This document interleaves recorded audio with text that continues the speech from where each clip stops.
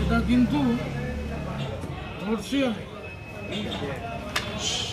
এত বড় সাপ আমি ধরি না শব্দ পাইছি এই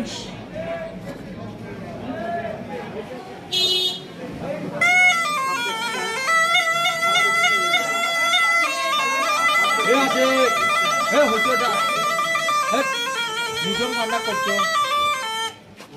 এই চাচারটা সকালবেলা তো কম নয় আপনার নাম ঘুমা ঘুমা কামড় দিয়ে কয় ঘুমা